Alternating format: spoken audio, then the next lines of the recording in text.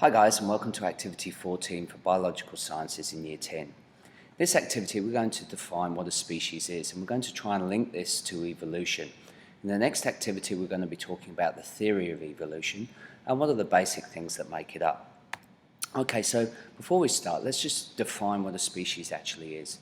A species, as you can see written down here, is basically two individuals which come from the same place, which have the same type of genes. They are able to mate successfully, and the result is you will produce an offspring which is fertile. Now, when we talk about being able to produce offspring which are living, don't get confused with certain organisms such as a horse and a donkey. Horse and a donkey can successfully mate, that's true, but they are two different species. Reason why? Well, the offspring that they produce is a mule, which is actually infertile. So as a result, the donkey and the horse are so distinct that we classify them as two totally different species. So you may ask yourself, well, why is it that the mule still exists? Well, man has decided that the mule is quite a hardy organism, hardy individual, which is able to do hard labour. So by breeding it, we still then produce an organism that can be utilised. So the environment, and by terms of environment, I'm talking man itself, can adapt and change and allow certain organisms to survive. Now, what we're going to look at with respect to species, I'm going to look at dogs here. Now, you can see down below we've got a variety of different dogs. Now, those different dogs have all been set up and all been artificially bred. They've been artificially bred, so they are all a distinct type of species.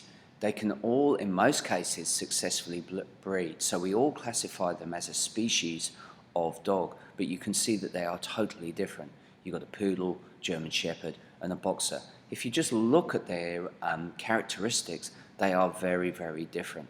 Now, what breeders will tend to do, if they're going to be called pure breeding, what they're going to do is isolate the gene pool. They are not going to let any other characteristic get into that gene pool except the ones that they're looking for, which is the one for a specific dog, such as German shepherd.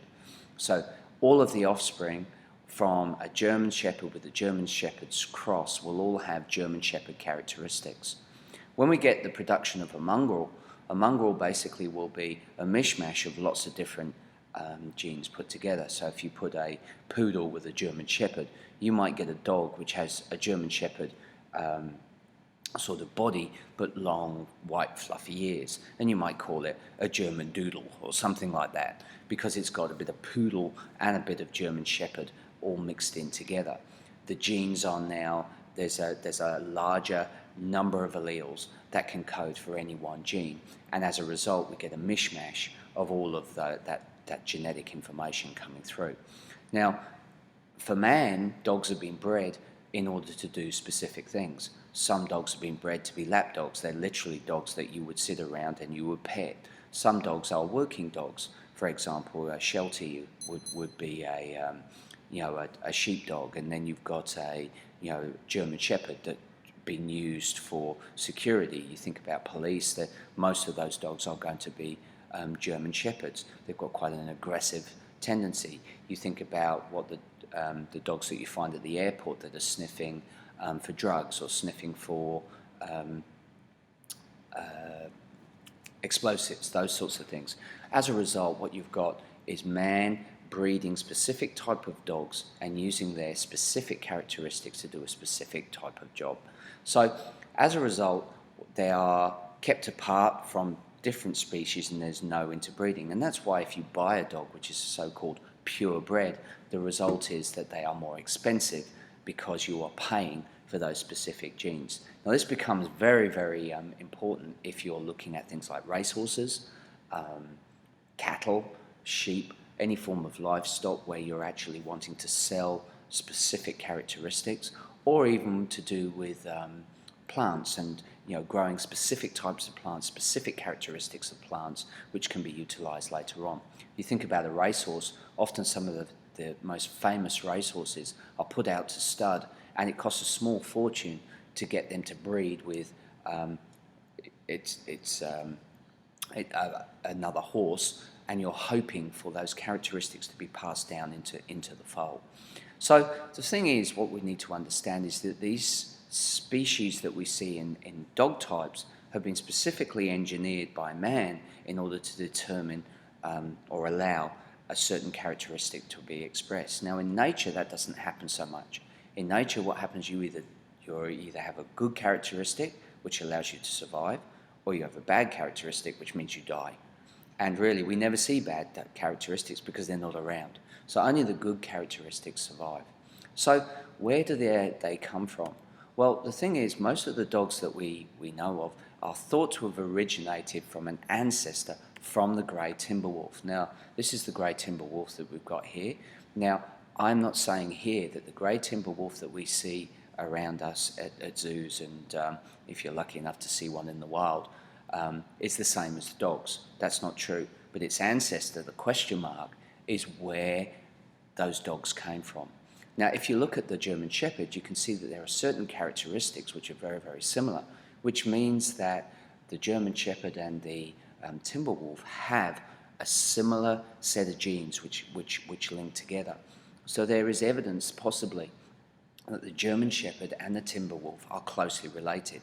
If we take the poodle, the toy poodle that we've got here, yes, it's very, very furry. Now that fur and the hair has been specifically engineered by man. If we were to cut that off, we may see that it's got specific characteristics, again, which would link to the timber wolf. So again, it may be fairly close. Now, if we took the little lapdog that we've got below here, the nose is shortened, the ears are shortened, it's a smaller dog, doesn't probably have the aggressive tendencies of the timber wolf and the German Shepherd, and this is probably so diverse from the timber wolf, it's almost producing a brand new species, because you wouldn't expect a German Shepherd and a lapdog to be mated together to produce a new offspring. If you just think about the size, it just doesn't make sense. So it's been specifically engineered, but they all come from that one unknown. They call it the missing link. And humans are exactly the same. Yes, we've heard that Charles Darwin put forward the theory that we came from apes. Did we really come from apes? We have a link with the apes that we know of today. But what we're trying to say there is that humans and the apes came back from some unknown organism that probably isn't around today, which is our common ancestor. So what we're trying to look at here is basically the idea that species are all interrelated. They've all evolved in a specific way, either by man's influence or by the environmental influence, and as a result they have evolved so that certain characteristics have been expressed. Well, I hope you found that useful. Go on and watch the next activity where we're going to talk about the theory of evolution, linking in with the idea of DNA, mutation, chromosomes, etc., etc. Hope you found that useful. Thanks for watching.